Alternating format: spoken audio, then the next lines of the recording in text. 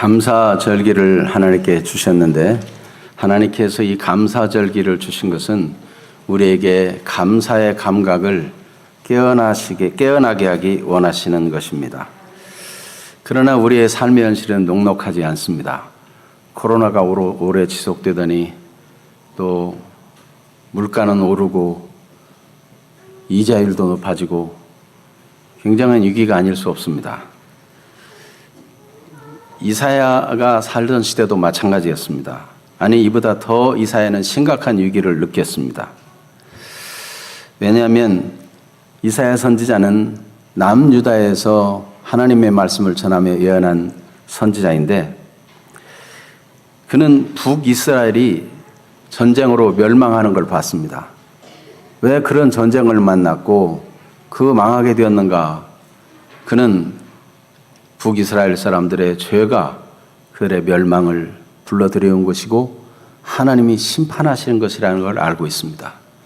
그런데 문제는 그것을 보고도 남유다 사람들이 전혀 경고로 받지 아니하고 경계로 삼지 아니하고 여전히 그들도 죄악된 삶, 우상숭배의 삶, 하나님을 예배해도 형식적으로 예배하는 삶으로 치닫고 있습니다. 이 일을 볼 때 이것이 얼마나 위험한 일이고 하나님의 심판과 멸망을 가져오고 온 유대가 전쟁판이 되게 될 일이라는 것을 아는 이사야는 굉장한 위기의식을 갖게 되는 것입니다. 그래서 그는 심판을 예언하고 하나님 앞에 회개할 것을 외쳤지만 변화되지 않습니다. 그러니 남쪽 유다도 멸망할 것은 불보듯이 뻔한 일이 아니겠습니까? 그런데 어떻게 그런 현실에서 그가 하나님께 감사하고 하나님의 이름을 높이며 온 세상에 이 하나님의 신실하심을 선포하고 하나님께 감사한 것을 선포하라고 말할 수 있는 것일까요? 지금 현실은 도무지 이들을 통해서 세상에 하나님을 선포할 것 같지가 않아요. 그런데 어떻게 그렇게 할 수 있을까요? 우리가 먼저 알 것은 사실상 우리가 온 세상에 하나님의 감사와 하나님의 신실함을 선포하기 이전에 온 세상 만물이 하나님의 위대하심을 선포하고 있다는 사실입니다. 온 세상 만물이, 온 세상 만물을 지으신 이는 하나님이십니다. 시편 136편 5절에 지혜로 하늘을 지으신 이에게 감사하라. 그 인자하심이 영원함이로다 그랬어요.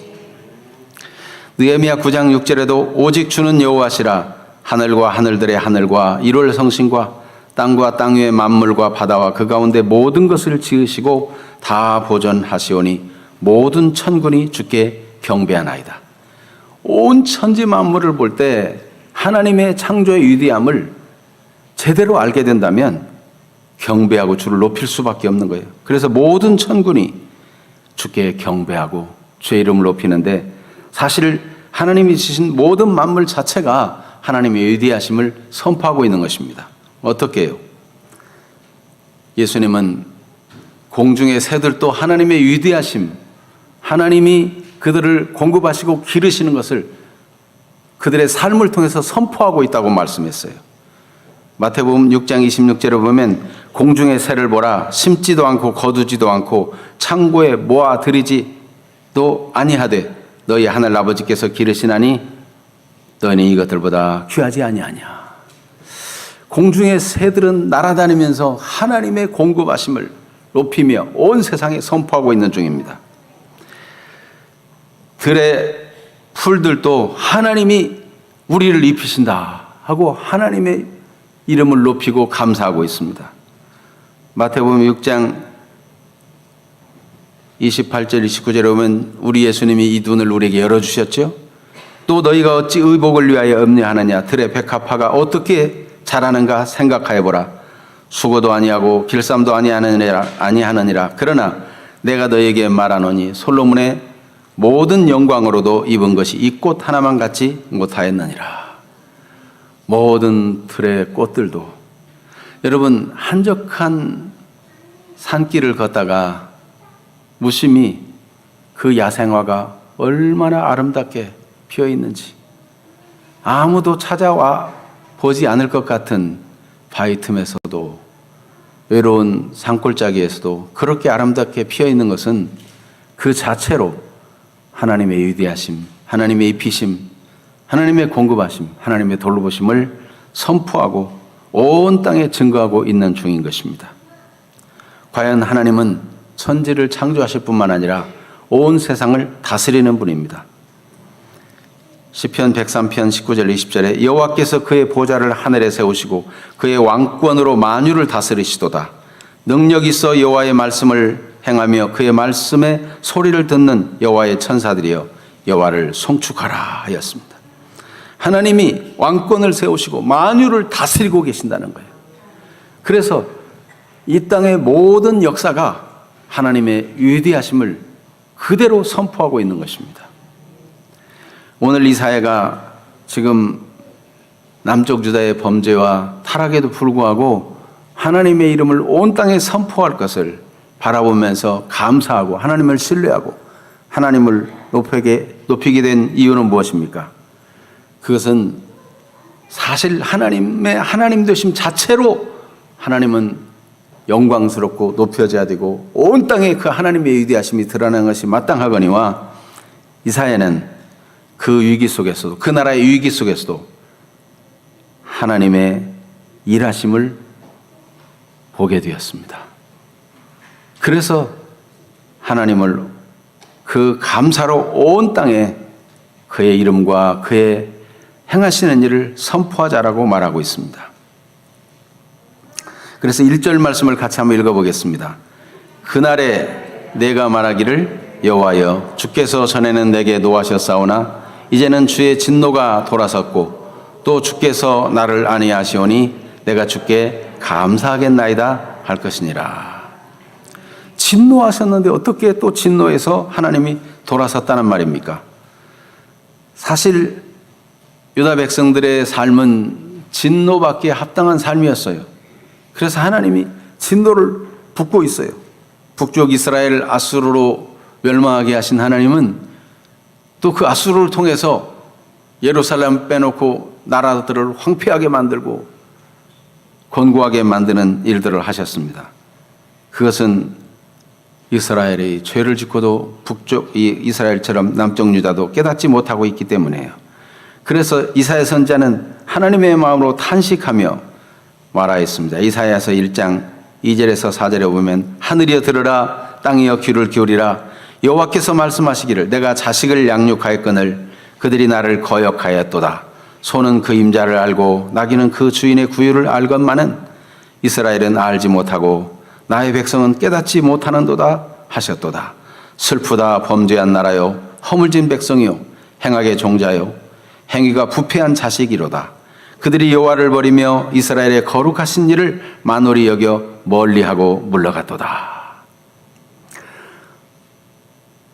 하나님의 백성의 하나님이 택하시고 구별하시고 복주시고 번성하게 하시고 그래서 그들을 통해서 천하 만민의 하나님의 위대하심을 선포하며 살라고 지었는데 오히려 자식같이 양육한 자기 백성이 하나님을 알지 못한다는 거예요. 소는 임자를 알고 나귀는 그 주인의 구유를 알건만은 이스라엘은 알지 못한다. 하나님의 마음으로 탄식했어요. 얼마나 부패합니까? 모든 백성이 그렇게 하나님을 멀리하며 하나님을 함부로 대하고 행하는 일뿐만 아니라 고관들도 마찬가지였어요. 내 고관들은 패역하여 도둑과 짝하며 다 뇌물을 사랑하며 예물을 구하며 고아를 위하여 신원하지 아니하며 과부의 송사를 수리하지 아니하는도다. 23절에 그 삶의 현실이 그랬어요. 진노받기에 마땅해요. 이사야서 2장 8절 9절 우상 숭배 하나님의 진노를 불러오게 마땅한 거예요. 같이 한번 읽어볼까요? 이사야서 2장 8절 9절 그 땅에는 우상도 가득하므로 그들이 자기 손으로 짓고 자기 손가락으로 만든 것을 경배하여 천한 자도 절하며 귀한 자도 굴복하오니 그들을 용서하지 마옵소서.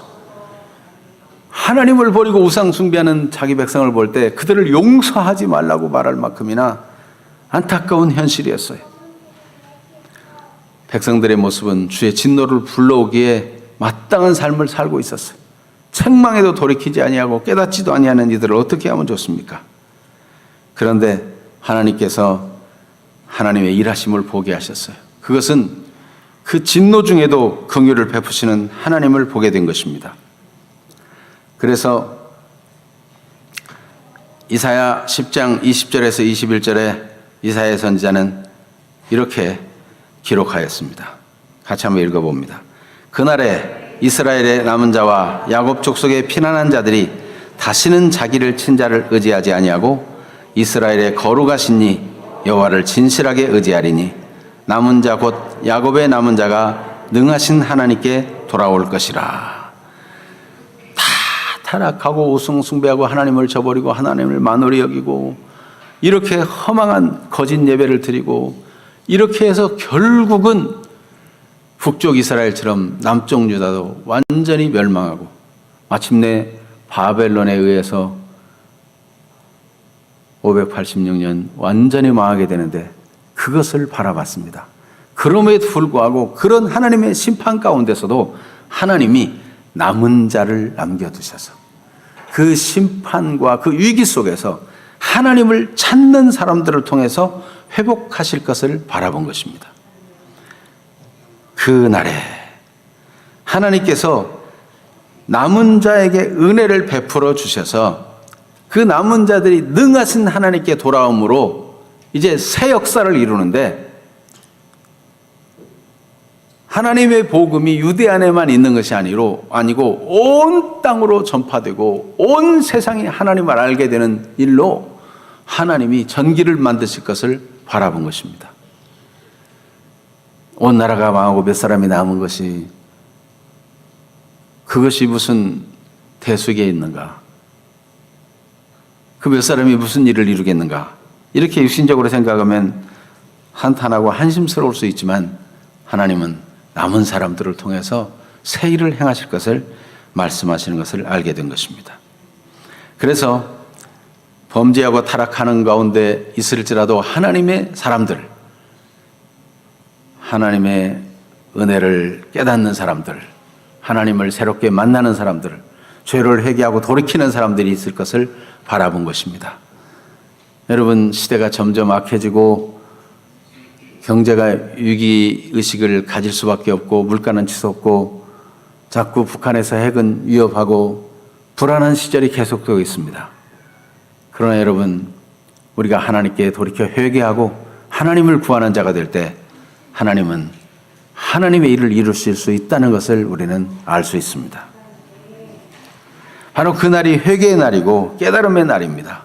하나님을 깊이 있게 경험적으로 알게 되는 날이에요. 하나님을 만나는 날, 바로 그 날을 하나님이 주실 것을 이사야 선지자는 바라보게 된 것입니다. 그러므로 여러분, 우리가 당면한 어떤 질병이든지 실패든지 절망스러운 삶이든지 간에 하나님이 돌보시고 역사하시면 거기서 그 절망 때문에, 그 고통 때문에, 그 문제 때문에 하나님을 진실하게 만날 수 있는 계기가 되는 것입니다.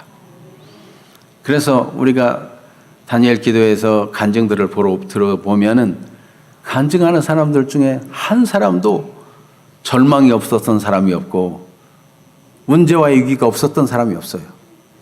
그런데 그 끝자락에서 하나님을 붙잡고 하나님을 진실하게 만나는 일들을 경험하게 되는 것입니다. 여러분, 하나님의 사람들은 다 망했다, 다 끝냈다, 다 끝났다, 이제는 더 이상 길이 없다 하는 그 순간에도 하나님을 붙잡는 사람이에요. 하나님이 은혜 주시는 사람들은 위기 속에서 하나님의 일하심을 보고 하나님께 소망을 두는 사람들인 것입니다. 그래서 시편 50편 15절에는 환난 날에 나를 부르라, 내가 너를 건지리니 내가 나를 영화롭게 하리라 하였습니다. 어떤 사람이 위험하게 난파돼 가지고 무인도에 갇히게 되었습니다. 무인도에 갇혀서 그는 어떻게 하든지 구조를 받으려고 온갖 방법을 다 노력해봤지만은 허사했어요. 아무도 그를 구조해 주러 오는 이가 없고 암담한 매일이 지났어요. 그래서 이제 자포자기하고 무인도에서 어떻게 하든지 먹을 것을 모으고 또 이렇게 날씨가 점점 이제 가을이 되고 겨울이 되고 추워질 걸 예상하면서 양식도 어떻게 하든지 모으고 또 이렇게 움막도 지으려고 준비하고 다 이렇게 했어요. 그런데 실수로 그만 그가 모은 모든 이 천막 도구와 양식들이 불이 나서 한꺼번에 확 타버렸어. 그는 절망 가운데 그 타는 불길을 보면서 모래사장에 주저앉아 있었어요. 이제 날은 추워지고 도대체 어떻게 산단 말인가. 그런데 저 멀리에서부터 구조선이 오기 시작했어요. 어떻게 그렇게 내가 아무리 구조를 받으려고 노력했는데도 구조받지 못하고 이렇게 수많은 세월을 지냈는데 어떻게 나를 구조하러 오시게 되었습니까? 그랬더니 큰 불길과 연기를 보면서 구조 신호를 보내는구나 하고 알고 오게 되었다는 것입니다. 이 사람은 무인도에서 그가 가진 모든 것이 타버리고 양식도 타버리고 절망이라고 생각했는데 그것이 오히려 구조 신호가 된 것입니다. 여러분, 우리 인생이 살아가면서 위기를 만나고 아픔을 만나고 고통을 만날 때 거기서 하나님의 일이 시작됨을 믿으시기를 바랍니다. 이스라엘이 죄악이 계속 깊어지며 멸망길을 가는 모습을 보고 탄식할 수밖에 없었는데 그게 결국은 끝까지 그렇게 가고 멸망하게 되는 그 순간에도 하나님은 그 날을 준비하고 계시고 그래도 하나님을 찾는 남은 자를 남겨두시고 그들을 통해서 하나님이 새 일을 시작할 걸 생각할 때 이사야 선지자는 오히려 감사하면서 그날에 그 남은 백성들이 하나님을 찾고 하나님을 은혜를 알고 감격하던 사람들이 여호와여 주께서 전에는 내게 노하셨사오나 이제는 주의 진노가 돌아섰고 또 주께서 나를 안위하시오니 내가 주께 감사하겠나이다 하게 될 것이라는 걸 바라보고 하나님의 이름을 높이고 있는 것입니다. 시편 119편 9절에 119편 67절에 고난당하기 전에는 내가 그릇 행하였더니 이제는 주의 말씀을 지키나이다 하였습니다. 때때로 고난이 하나님을 찾는 간절함을 주고 하나님을 만나는 하나의 통로가 되기도 하는 것입니다. 평상시에는 하나님을 별로 의식하지 않고 제 힘으로 잘 살 수 있다고 하던 사람도 위기와 절망 속에서 하나님을 찾고 부르짖는 경우가 있습니다. 여러분, 우리가 안전하고 평안하게 산다 할지라도 하나님의 은혜요. 근본적으로 하나님이 천지를 만드시고 지금도 돌보시고 기르시고 입히시는 은혜를 우리가 자연 은총을 입고 있는 것이고 우리가 위기를 만난다 할지라도 그 위기를 통해서 하나님이 우리를 부르시는 손길이 있는 것이고 우리를 하나님을 새롭게 만나고 깊이 있게 경험하는 사람으로 바꾸시려는 계획이 있는 것입니다. 욥은 어려움을 계속해서 만났습니다. 한순간에 재산을 다 잃고 한순간에 자녀들을 다 잃고 거기다가 정술에서 발끝까지 악창이 들었어요. 절망 가운데 주저앉아 있을 수밖에 없어요. 그런데 그런 사정을 가장 이해해주고 위로해줄 아내는 하나님을 저주하고 죽으라고 그렇게 하고 그의 곁을 떠납니다. 친구들, 그의 가까운 친구들이 와서 그를 위로하려고 왔는데 얼마나 욥의 형편이 어려운지 일주일 동안 아무 말 못하고 그를 위해 슬퍼해주고 안타까워해주며 그의 그 힘든 모습을 지켜보고 있습니다. 그런데 그들이 입을 열어 이제 그를 위로한답시고 하는 말들을 보면 인과응보, 우리가 모르는 죄가 틀림없이 너에게 있을 것이다. 죄를 회개하라. 이러면서 오히려 판단하고 정죄하는 말, 말은 옳은데 욥을 괴롭게 하는 말뿐이었어요. 욥은 무슨 희망으로 살 수 있겠습니까? 머리끝에서 발끝까지 종기가 나서 희화장으로 몸을 긁어도 시원치 않고 고통만 지속됩니다. 그는 자기가 태어나지 말았어야 될 인간이라고 자기 생일을 저주하기도 합니다. 하나님에 대해서 한탄합니다.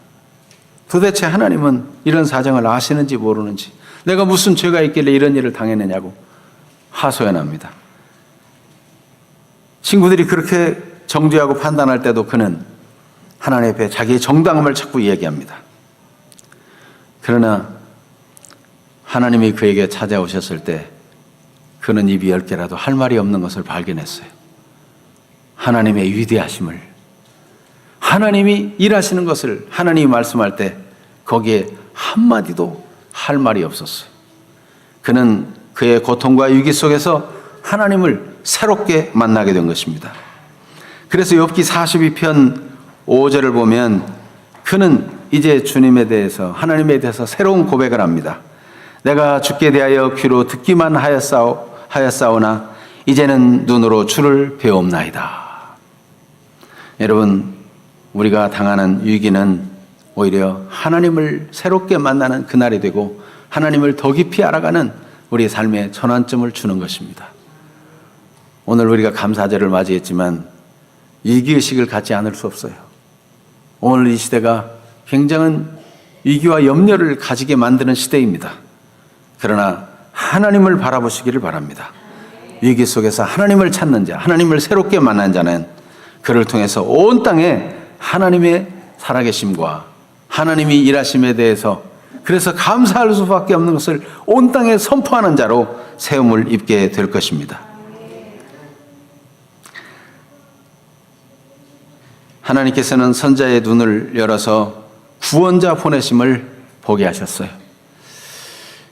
어떻게 위기의 상황 속에서 온 세상에 감사를 선포하는 사람으로 바뀌어질 수 있는가 하면 회개하고 돌이켜 하나님을 찾는 자가 그렇게 할 수 있고, 또한 하나님이 구원자를 보낸다는 사실을 알게 될 때 그렇게 되는 것입니다. 그래서 오늘 2절을 같이 읽어봅니다. 보라, 하나님은 나의 구원이시라. 내가 신뢰하고 두려움이 없으리니 주 여호와는 나의 힘이시며 나의 노래시며 나의 구원이심이라. 보라, 이 말은 뭘 보라는 게 아니고 이게 감탄사예요. 아, 그렇구나. 아, 정말 깨닫고 고백하는 말이에요. 아, 이제는 정말 알겠다. 하나님은 나의 구원이시다. 하나님 여호와는 나의 구원이시다. 이렇게 고백할 수 있고 말할 수 있는 것은 메시아의 신앙을 고백하는 것입니다. 하나님께서 구원자를 보내신다. 메시아는 그의 백성을 죄악과 사망의 권세에서 해방시켜주는 그런 영적인 구원자인데, 하나님이 구원을 나타내시는데 메시아를 통해서 하나님의 구원을 보이시겠다는 것을 알게 된 것입니다. 그래서 이사야서 7장 14절에 하나님의 아들을 이 땅에 보내어서 하나님이 구원자로 이 땅에 오셔서 우리와 함께 하심으로 하나님의 구원이 나타나게 할 것을 바라왔습니다. 그리스도를 보낼 것을 바라본 것입니다. 이사야서 7장 14절 같이 읽어봅니다. 그러므로 주께서 친히 징조를 너에게 주실 것이라. 보라, 처녀가 잉태하여 아들을 낳을 것이요 그의 이름을 임마누엘이라 하리라. 그렇습니다. 이사야 선지자는 이 12장에 온 세상에 하나님의 감사를 선포할 것을 말하기 이전에 하나님이 임마누엘, 하나님이 구원자로서 우리와 함께 하실 것을 바라봤는데, 처녀가 잉태의 아들을 낳는 이 일을 통해서 하나님의 구원자 보낼 것을 바라본 것입니다. 이새의 뿌리 곧 다윗의 후손으로 보내실 것을 그는 바라봤습니다. 이사야 11장 10절 같이 읽어볼까요? 그날에 이새의 뿌리에서 한 싹이 나서 만민의 기치로 설 것이요 열방이 그에게로 돌아오리니 그가 거한 곳이 영화로우리라. 아멘. 이새의 뿌리에서 한 싹이 난다. 하나님께서 다윗의 왕위를 영원토록 계속되게 하시고 그의 후손이 대대로 이어가게 될 것이고, 다윗의 후손을 통해서 하나님께서 이루실 엄청난 일을 말씀하신 것인데, 바로 다윗의 후손 예수 그리스도를 통해서 만민의 구원자로 세울 것을 이사야 선지자는 바라본 것입니다. 그래서 이사야서는 구약의 복음이라고 말할 만큼 오실 예수 그리스도 메시아에 대한 예언이 많이 있습니다.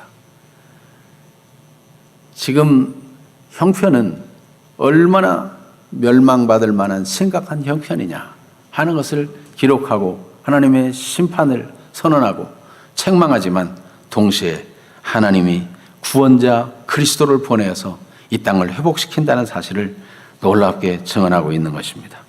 그래서 하나님이 구원자를 보내신 것을 생각하니까 하나님이 얼마나 신실하신 분인가. 우리의 삶이 어긋나고 사람들이 하나님을 실망시키고 멸망과 심판을 향해서 인생들이 나아가고 있지만, 하나님의 신실하심을 생각하면은 하나님을 찬양하고 온 땅에 하나님을 향한 감사를 선포할 수밖에 없다는 것입니다. 그래서 내가 신뢰하고 두려움이 없으리니 그랬어요. 여러분, 하나님을 신뢰하는 것, 하나님을 신뢰하는 것을 고백하는 이 진정한 믿음은 다른 것을 두려워하지 않게 합니다. 이 이사야는 두 가지를 보고 있는 거예요. 멸망을 받을 수밖에 없는 이스라엘 백성들의 형편을 보면서 이제 다 끝이구나, 망하는구나, 아무리 전해도 저들의 마음이 돌아오지 않는구나, 예배를 해도 마당만 밟을 뿐이고 하나님이 그 재물을 싫어한다고 말할 만큼 형편없는 그런 종교적 행위만 하고 있고, 삶으로는 고관들도 뇌물을 받고 백성들도 우상 숭배하며 타락하기가 맨 한 가지인데 끝이 이렇구나, 희망이 없구나. 그걸 바라보는 동시에 하나님이 신실하신 분이고, 하나님이 구원자를 보내시고 계시고, 하나님께서 비록 몇 사람 만드는 남은 자를 통해서 하나님이 위대한 역사를 이루실 것을 바라보면서 하나님의 신실하심을 찬양하고 하나님을 높이게 됩니다. 여러분, 하나님의 신실하심을 참으로 바라보고 믿는 사람은 두려워하지 않게 되는 것입니다. 그러나 하나님의 신실하심을 바라보지 못하면 이 땅의 모든 일들이 다 두려워요. 염려스러워요. 지금 2023년에는 굉장한 위기가 올 것이라 이런 말들도 많이 돌고 있어요. 사람마다 막 두려울 수 있어요. 그런데 여러분, 하나님의 신실하심을 붙잡게 되기를 바랍니다. 시편 27편에 다윗은 하나님을 신뢰하는 고백을 합니다. 담대한 고백이죠. 여호와는 나의 빛이시요 나의 구원이시니 내가 누구를 두려워하리요. 여호와는 내 생명의 능력이시니 내가 누구를 무서워하리요. 악인들이 내 살을 먹으려고 내게 왔으나 나의 대적들, 나의 원수들인 그들은 실족하여 넘어졌도다. 군대가 나를 대적하여 친칠지라도 내 마음이 두렵지 아니하며 전쟁이 일어나 나를 치려 할지라도 나는 여전히 태연하리로다. 전쟁이 막 일어나고 대적들이 몰려와서 치려하는데도 태연한 평안함이 어디서 옵니까? 여호와를 신뢰함으로 두려워하지 않는 것입니다. 그는 하나님을 의지하고 담을 뛰어넘는다 그랬어요. 담을 뛰어넘으면 적이 기다리고 있으면 어떡해요? 그런데도 하나님을 신뢰하기 때문에 그럴 수 있었다는 것입니다.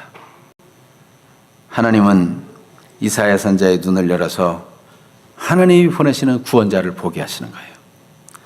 여러분, 하나님은 마침내 구원자 예수 그리스도를 이 땅에 보내셨어요. 그래서 하나님의 살아계심을 알게 하고 하나님이 이 모든 어그러진 세상을 구원자 예수 그리스도를 통해서 다 회복시키시고 변화시키는 것을 알게 해주셨어요. 죄와 사망의 법에서 우리를 해방시켜 주시고 저주에서 끊으시고 예수 그리스도 안에서 하나님의 회복을 이 땅에 이루어 가시는 중인 것입니다.